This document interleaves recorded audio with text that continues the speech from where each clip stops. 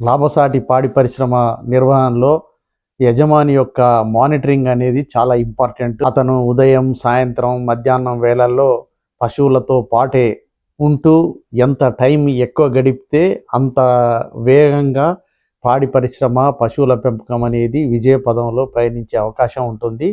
ఆ విధంగా చేసిన వారే సక్సెస్ అవుతారు. అంతేగాని పని మనుషుల మీద డిపెండ్ అయితే మాత్రం పాడి పరిశ్రమ లాభసాటిగా ఉండదు అనే విషయం మీ అందరికీ తెలిసిందే. పాడి పశువులను పెంచే రైతులు ఉదయం, సాయంత్రం వేళల్లో పశువుల్ని కంపల్సరిగా చూస్తుంటారు. ఏమైనా ఎదకొచ్చినాయా, ఏదైనా అనారోగ్యానికి ఉన్నాయా అనే విషయం వాళ్ళు చూస్తూనే ఉంటారు. నేను ఇప్పుడు ఒక 5-6 విషయాలు చెప్తాను. ఆ విషయాలు కూడా మీరు రెగ్యులర్గా గమనిస్తే ఆటోమేటిక్గా పశువు ఆరోగ్యంగా ఉందా లేదా అనే విషయం మీకు ఇట్లే తెలిసిపోతుంది. ఆ విషయాలు ఏంటో ఇప్పుడు తెలుసుకుందాం.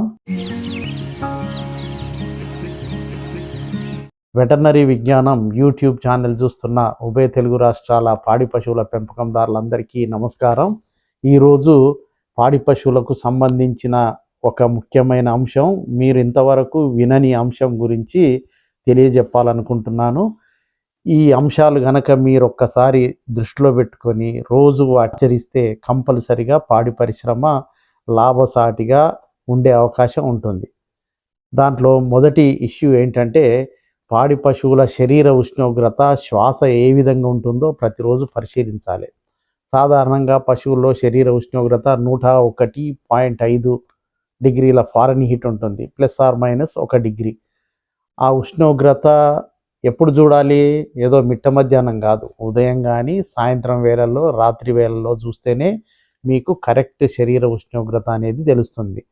ఇక శ్వాస విషయానికి వస్తే పెద్ద పశువుల్లో నిమిషానికి 10 నుంచి 30 సార్లు ఉంటుంది. అదే చిన్న పశువులు, దూడల్లో 30 నుంచి 50 సార్లు ఉంటుంది. ఆ శ్వాసను పశువుకు కుడివైపు నిలబడి గమనిస్తేనే కరెక్ట్గా శ్వాస ఏ విధంగా ఉందనే విషయం తెలుస్తుంది. ఇక రెండవ విషయానికి వస్తే పశువు నెమరు ఏ విధంగా ఉంది, నమలడం అనే ప్రక్రియ ఏ విధంగా ఉంది, లాలాజలం ఉత్పత్తి ఎలా ఉంది అనే విషయాలు కూడా తెలుసుకోవాల్సిన అవసరం ఉంటుంది. సాధారణంగా పశువులు 5 నుంచి 25 విడతల్లో రోజుకు 8 నుంచి 10 గంటల పాటు నెమరేస్తుంటాయి. ప్రతి విడత సమయం 10 నుంచి 60 నిమిషాలు ఉంటుంది. ఇక నమలడం విషయానికి వస్తే నెమరు వేసేప్పుడు నమలడమును గనక గమనిస్తే ఒక నిమిషంలో 40 నుంచి 70 సార్లు నములుతాయి పశువులు.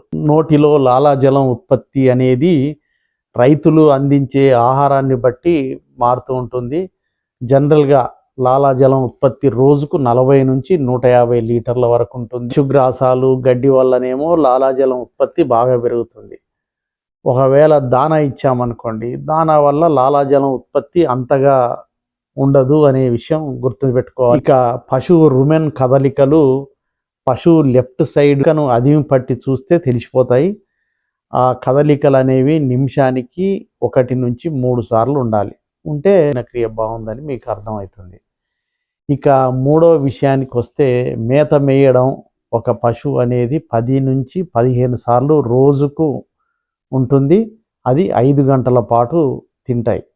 నీళ్లు ప్రతి లీటర్ పాల ఉత్పత్తికి 3 నుంచి 5 లీటర్ల నీళ్లు పశువులు తాగుతుంటాయి. తాగు, నీరు, మేత ఈ విధంగా తీసుకుంటున్నాయా లేదా అనే విషయం మీరు గమనిస్తే పశువులు ఏ విధంగా ఆహారం స్వీకరిస్తున్నాయనే విషయం మీకు అర్థమైపోతుంది. నాలుగో విషయానికి వస్తే పేడ, మూత్రం విసర్జన విషయంలో పేడ పశువులు సాధారణంగా రోజుకు 10 నుంచి 25 సార్లు వేస్తాయి. ఆ పేడ పరిమాణం అనేది పశువు శరీర బరువు ఆధారంగా ఉంటుంది. సుమారుగా 350 నుంచి 400 కిలోల శరీర బరువు ఉన్న పశువు ఉందనుకోండి, అది రోజుకు 20 నుంచి 25 కిలోల పేడేస్తుంది. ఇక మూత్రం, ఒక పశువు రోజుకు 10 సార్లు పోస్తుంది.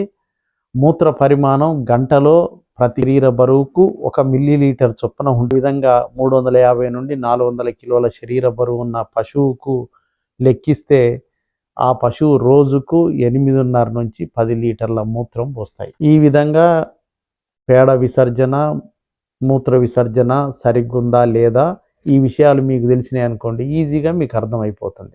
ఇక చివరి విషయానికి వస్తే పశువుల పాల దిగుబడి అనేది చాలా ఇంపార్టెంట్. ఈ పాల దిగుబడి అనేది పశువులు ఈనిన తర్వాత 1-2 మాసాలకు పీక్ వస్తుంది. అత్యధిక పాల దిగుబడి ఉండడం గమనిస్తారు. 1 లీటరు పాల ఉత్పత్తి కావాలంటే పొదుగులో రక్తం దాదాపు 1/2 లీటరు ప్రసరించాల్సిన అవసరం ఉంటుంది. ఇది పాల ఉత్పత్తి గురించి. పశువుల పెంపకందారులందరికీ ఈ 5 విషయాలు చాలా ఇంట్రెస్టింగ్గా ఉన్నాయని అనుకుంటున్నాను. ఇదంతా సైంటిఫిక్ ఇన్ఫర్మేషన్ కాబట్టి మీకు ఉప్పు లేని కూరలాగా ఉండొచ్చు, కానీ నిజంగా పాడి పశువుల పెంపకంలో నిమగ్నమైన రైతులు ఈ విషయాల్ని కనుక తెలుసుకుంటే వాళ్ళ పశువు ఆరోగ్యం ఏ విధంగా ఉంది అనే విషయం ఇట్లే తెలిసిపోతుంది. దాని ప్రకారం అవసరమైన చర్యలు తీసుకునే వీలుంటుందని గుర్తుంచుకోవాలి. ఈరోజు పాడి పశువులకు సంబంధించిన టాపిక్. ఈ టాపిక్ మీకు నచ్చితే కామెంట్లో తెలియజేయండి, లైక్ చేయండి, మీ తోటి రైతులకు కూడా చూపించండి. అందరికీ ధన్యవాదాలు.